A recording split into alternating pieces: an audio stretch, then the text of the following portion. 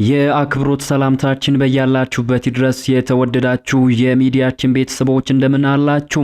አዳዲስና ወቅታዊ ሰበር ዜናዎችን ይዘን መተናል። በቅድሚያም አርዕስቶቹን እናስተዋውቃችሁ። ለከተማዋ አዲስ ከንቲባ መሾሙ ተሰማ። የጠቅላይ ሚኒስትር አብይ አህመድ አስተዳደር ከቅርብ ጊዜ ወዲህ በመንግስት ባለስልጣናት ላይ የጀመረውን የስልጣን ሹምሽር አጠናክሮ መቀጠሉ ተሰምቷል። ዛሬ ላይ በወጣው አዲስ መረጃ ደግሞ ጠቅላይ ሚኒስትሩ ለዋና ከተማ አዲስ ከንቲባ መሾማቸው ተገልጿል። ነባሩ ከንቲባ ከስልጣን መነሳታቸው የተሰማ ሲሆን አዲሱን ከንቲባ በተመለከተ መግለጫ ተሰጥቷል። በዝርዝር ታደምጡታላችሁ። በሌላኛው ሰበር ዜና ደግሞ ወደ አፋር በገቡ የህወሓት ኃይሎች ላይ የድሮን ጥቃት መፈጸሙ ተገለጸ። የህወሓት ጦር በአፋር ጥቃት መክፈቱን ተከትሎ በድንበር አቅራቢያ የተከሰተው ውጥረት ዛሬም ተባብሶ መቀጠሉ የተሰማ ሲሆን የአፋር ክልል መንግስት በበኩሉ በርካታ የልዩ ኃይል አባላትን ወደ ግጭት ቀጠና ማሰማራቱ ተነግሯል። በትግራይና አፋር ድንበር ላይ የድሮን ጥቃት መፈጸሙ በተነገረበት ወቅት አጥፍቶ ጠፊ ድሮኖች ወደ መቀለ ከተማ መግባታቸው ከፍተኛ መነጋገሪያን ፈጥሯል። በመቀለ ከተማ የድሮን ቅኝቱ ተጠናክሮ ቀጥሏል ተብሏል። የትግራይ ክልል ጊዜያዊ አስተዳደር የህወሓት ጦርነት ከፍቷል መባሉን በተመለከተ ምላሽ የሰጠበትን መግለጫ ማውጥቷል። ሙሉ መረጃው በዘገባችን በዝርዝር ታደምጡታላችሁ። በሌላኛው መረጃችን በሱዳን በኩል ተጭኖ ሲገባ የነበረው የጦር መሳሪያ በቁጥጥር ስር መዋሉ ተነገረ።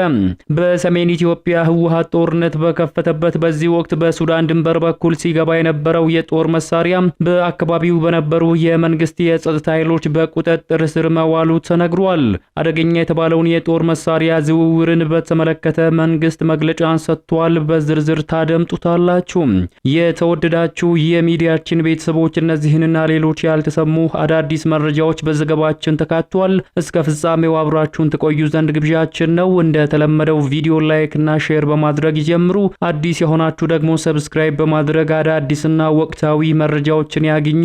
አሁን ወደ ዝርዝር መረጃዎቹ እናመራለን። በቅድሚያም በሱዳን በኩል ተጭኖ ሲገባ የነበረው የጦር መሳሪያ በቁጥጥር ስር መዋሉ ተነገረ። በሰሜን ኢትዮጵያ ህወሓት ጦርነት በከፈተበት በዚህ ወቅት በሱዳን ድንበር በኩል ሲገባ የነበረው የጦር መሳሪያ በአካባቢው በነበሩ የመንግስት የጸጥታ ኃይሎች በቁጥጥር ስር መዋሉ ተገልጿል።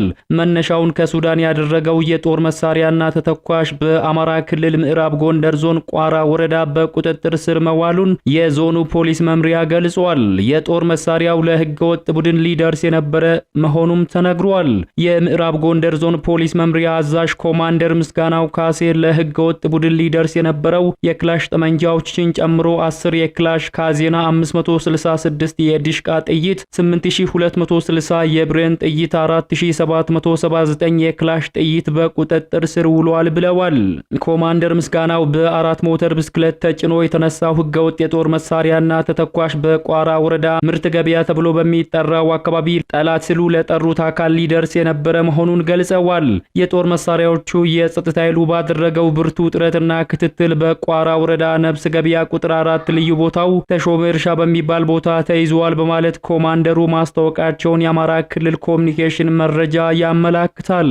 ህብረተሰቡ መሰል ህገወጥ ድርጊቶችን ሲመለከት ለጸጥታ ኃይሉ መረጃ ሊሰጥ ይገባል ሲሉ የምዕራብ ጎንደር ዞን ፖሊስ መምሪያ አዛዥ መልእክታቸውን አስተላልፈዋል።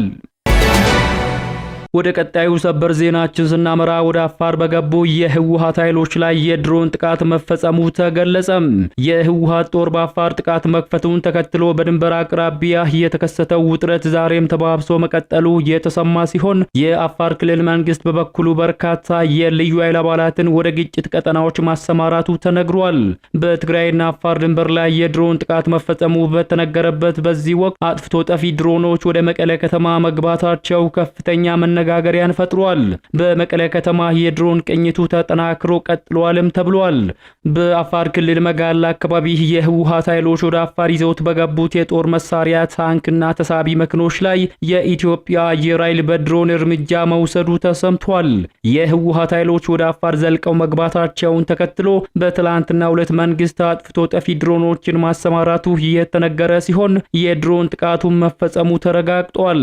ጥቃቱ ያተኮረው በህወሓት የጦር የጦር መሳሪያ ክምችት ላይ መሆኑ የተነገረ ሲሆን ምሽቱን ደግሞ መቀሌና አካባቢው የድሮን ቅኝት እንደነበረ ተዘግቦ መመልከትም ችለናል። የአፋር የጸጥታ ኃይሎች በበኩላቸው መሬታችንን እናስመልሳለን በሚል ወደ ስፍራው ማምራታቸው ተነግሯል። በአዳማ ከተማ የብልጽግና ስብሰባ ላይ የሚገኙት የአፋር ክልል ፕሬዝዳንት አቶ አወል አርባም የጸጥታ ኃይሉን ስምሪት ሰጥቷልም ተብሏል። ወደ አፋር ክልል ዘልቆ የገባው የህወሓት ጦር ሮኬቶችንና የዙ 23 ከባባድ መሳሪያዎችን እየተጠቀመ እንደሚገኝም ተነግሯል። የህወሓትን ጥቃት ተከትሎ በአካባቢው የነበሩ የትግራይ የሰላም ሰራዊት ስሉ ራሳቸውን የሚጠሩት የጦር ቡድኖች ከሰፈሩበት መጋሌ ወረዳ መሸሻቸው የተነገረ ሲሆን የክልሉ ፕሬዝዳንት አቶ አወል አርባ ትዕዛዝ መሰረት የክልሉ ልዩ ኃይል ህወሓት ወደ ተቆጣጠራቸው አካባቢዎች መግባቱ ተገልጿል። የፌደራል መንግስቱ በበኩሉ በአፋርና ትግራይ ድንበሮች ላይ የድሮን ስምሪት ሲያደርግ ከቆየ በኋላ ተደጋጋሚ ጥቃቶችን መፈጸሙ ተረጋግጧል። ካለፈው ረቡዕ ጀምሮ በአካባቢው የድሮን ቅኝት መካሄድ መጀመሩ የተነገረ ሲሆን ትላንት ማታ ላይ የህወሓት ጦር ይዞት በገባው ከባባድ መሳሪያዎች ላይ ጥቃት ተፈጽሟል ተብሏል። ሌሊት 7:48 ላይ በትግራይና አፋር ድንበር ከቶንሳ መንደር 9 ኪሎ ሜትር ወደ ትግራይ አቅጣጫ ላይ ነው የድሮን ጥቃቱ የተፈጸመው። በጥቃቱ ከባድ ጉዳት ደርሷል። የህወሓት ታጣቂዎች ከቀናት በፊት በአፋር መጋለ ወረዳ ተኩስ በመክፈት 7 መንደሮችን በመቆጣጠር ከ2000 በላይ ነዋሪዎችን ማፈናቀላቸው የሚታወስ ነው። ይህ በእንዲህ እንዳለ የትግራይ ክልል ጊዜያዊ አስተዳደር የአፋርን ክልል ጥቃት በተመለከተ በይፋ ምላሽ ሰጥቷል።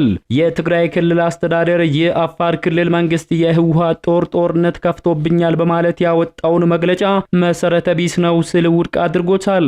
ጊዜያዊ አስተዳደሩ የአፋር ክልልን መግለጫ የትግራይና የአፋር ወንድማማች ህዝቦችን ታሪካዊና ሰላማዊ ጉርብትናን ለመጉዳት ያለ መክፋት ነው ብሎታል። የትግራይ ክልል ጊዜያዊ አስተዳደር የአፋር ክልል መንግስት ሐራ መሬት በሚል ስም የሚንቀሳቀሱ ታጣቂዎች ትግራይን እንዲያውኩ ቦታ በመፍቀድ መተባበሩን ወቅሶ የትግራይ ሰራዊት የአፋርን ወሰን አልፎ አልዘለቀም ሲል የቀረበበትን ክስ አስተባብሏል። ጊዜያዊ አስተዳደሩ የፌደራል መንግስት የፕሪቶሪያውን ስምምነት በአግባቡ እንዳይፈጸም እንቅፋት እየሆነ ነው ብሏል። ድርጊቱ ሰላማዊ ሂደት ከመጉዳት አልፎ የህዝብ ስቃይና መከራን እንዲቀጥል የሚያደርግ ሰላማዊ ትግልን የሚረብሽ መሆኑ ግልጽ ነው በማለትም የፌደራል መንግስቱን ወንጅሏል። በኃይልና ክደት የሚለወጥ ሁኔታ የለም ያለው አስተዳደሩ ውይይት ብቸኛ የችግሮች መፍትሄ ነው ሲል ገልጿል። የፕሪቶሪያው የሰላም ስምምነት በተሟላ መልኩ መተግበር የዘላቂ ደህንነትና ሰላም ዋስትና መሆኑ በጽኑ እናምናለን ያለው ጊዜያዊ አስተዳደሩ ከፌደራል መንግስት ያለውን ግንኙነት እንዲጎለብት ስምምነቱ ሳይውል ሳያድር ይተግበርም ብሏል። ምንም እንኳን የትግራይ ጊዜያዊ አስተዳደር ወደ አፋር አልፌ አልዘለኩም ብልም ህወሓት በከፈተው ጥቃት በሺዎች የሚቆጠሩ የአፋር ክልል ነዋሪዎች ተፈናቅለዋል ተብሏል። የፌደራል መንግስቱ እስካሁን ለሚነሱት ጉዳዮች ምንም የሰጠው አስተያየትም ሆነ ግብረ መልስ የለም። የጠቅላይ ሚኒስትሩ የምስራቅ አፍሪካ ጉዳዮች አማካሪ ሚኒስትር አቶ ጌታቸው ረዳ ትላንት በሰጡት ቃል ኋላ ቀር ቡድን ሲሉ የጠሩት የህወሓት አመራር ቡድን የፌደራል መንግስት ላይ ትንኮሳ እንደጀመረ ገልጸዋል። ቡድኑ የፕሪቶሪያውን የሰላም ስምምነት ለመቅደድ ሁሉንም አይነት ትንኮሳዎችን ቢፈጽምም የፌደራል መንግስቱ የአጸፋ ምላሹን ከመስጠት እንደተቆጠበም ገልጸው ነበር አቶ ጌታቸው ረዳ። በሌላ መረጃ የኢትዮጵያ መንግስት ተጨማሪ አጥፍቶ ጠፊ ድሮኖችን ለውጊያ ማዘጋጀቱ ተገለጸ። ለቀይ ባህር ጦርነት እየተዘጋጀ እንደሆነ የሚነገርለት የኢትዮጵያ መንግስት ለአሰቡ ጦርነት ከ300 በላይ አጥፍቶ ጠፊ ድሮኖችን ማዘጋጀቷ ተገልጿል። ኢትዮጵያ እነዚህን 300 ድሮኖችን ባለፉት 3 ወራት ማምረቷ የተነገረ ሲሆን ድሮኖቹ በስካይዊን እና ኤሮ አባይ ፋብሪካዎች የጋራ ጥረት መገንባታቸውን የኢንፎርሜሽን መረብ ደህንነት አስተዳደር ምክትል ዋና ዳይሬክተር አቶ ዳንኤል ጉታ ለፓርላማ የውጭ ግንኙነትና ሰላም ጉዳዮች ቋሚ ኮሚቴ የሩብ ዓመቱ ሪፖርት ባቀረቡበት ወቅት ተናግረዋል። ድሮኖቹ የተመረቱት የተለያዩ ኦፕሬሽኖችን ለመፈጸም እንደሆነ ጠቅላይ ሚኒስትር አብይ አህመድ ከሳምንታት በፊት የድሮን ማምረቻዎችን በጎበኙበት ወቅት በሰጡት ማብራሪያ ተናግረው ነበር። በተጨማሪም በሁለቱ ኩባንያዎች በቅርብ ጊዜ የተመረቱት እነዚህ ድሮኖች በዋናነት ለመዝናኛና ገቢ ማስገኛ የሚውሉና የሀገር ውስጥና የቀጠናዊ ገበያዎችን ኢላማ ያደረጉ መሆናቸው ተነግሯል። በመቶዎች የሚቆጠሩ ተጨማሪ ድሮኖች በመመረት ላይ መሆናቸውን የጠቆሙት ምክትል ዋና ዳይሬክተሩ የምርት አቅምን ለማሳደግ የጥሬ ዕቃ ክፍተቶችን ለመሙላት ጥረቶች እየተደረጉ መሆናቸውን አመላክተዋል። በሀገር ውስጥ የተሰሩ ድሮኖች ከዚህ ቀደም በታላቁ የኢትዮጵያ ህዳሴ ግድብ ምርቃና በእረቻ በዓል ወቅት ጥቅም ላይ መዋላቸውን የሀገር ውስጥ ሚዲያዎች በስፋት ሲዘግቡ ማስተዋልም ተችሏል። በመጨረሻም ለከተማዋ አዲስ ከንቲባ መሾሙ ተሰማ። የጠቅላይ ሚኒስትር አብይ አህመድ አስተዳደር ከቅርብ ጊዜ ወዲህ በመንግስት ባለስልጣናት ላይ የጀመረውን የስልጣን ሹምሽር አጠናክሮ መቀጠሉ ተሰምቷል። ዛሬ ላይ በወጣው አዲስ መረጃ ጠቅላይ ሚኒስትሩ ለዋና ከተማዋ አዲስ ከንቲባ መሾማቸው ተገልጿል። ነባሩ ከንቲባ ከስልጣን መነሳታቸው የተሰማ ሲሆን አዲሱን ከንቲባ በተመለከተ መግለጫም ተሰጥቷል። አዲስ ከንቲባ የተሾመው ለሲዳማ ክልል ዋና ከተማ ለሆነችው ለሐዋሳ ከተማ ነው። በቅርቡ በክልሉ መንግስት የሐዋሳ ከተማ ከንቲባ ሆነው የተሾሙት አቶ ተክሌ ጆምባ ከአንድ ወር የስልጣን ቆይታ በኋላ ከኃላፊነት መነሳታቸው ታውቋል። አቶ ተክሌ ጆምባ ከስልጣን የተነሱት የፌዴራል እንስሳትና ጤና ኢንስቲትዩት ዋና ዳይሬክተር ሆነው ተሹመው እንደሆነ ተነግሯል። በዚህም አቶ ተክሌ ጆምባ ለአንድ ወር ብቻ በስልጣን ላይ በመቆየት ፈጣን ሹም ሽረት የተፈጸመባቸው የሐዋሳ ከተማ ከንቲባ መሆናቸው ተነግሯል። አቶ ጥራቱ በየነ ቡልቲ የአዲስ አበባ ምክትል ከንቲባነት ስልጣንን ካስረከቡ በኋላ በአዳማ ከተማ እየተካሄደ በሚገኘው የብልጽግና አመራሮች ስልጠና ላይ ሐዋሳ ከተማ አስተዳደር ኮታ ላይ በመሳተፍ ላይ እንደሚገኙ ተነግሯል። አዲሱ ከንቲባ በሚቀጥለው ሰኞ ዕለት ርክክብ በማድረግ ዳግም የሐዋሳ ከተማ ከንቲባ ሆነው ሹመታቸው በይፋ ይገለጻል ተብሏል። የተወደዳችሁ የሚዲያችን ቤተሰቦች ለሰዓቱ ያዘጋጀንላችሁ መረጃዎች የተከታተላችሁትን ይመስሉ ነበር። ከሰዓታት በኋላም በሌሎች አዳዲስ መረጃዎች ዳግም እስከምንገናኝ በያላችሁበት መልካሙን ሁሉ ተመኘን።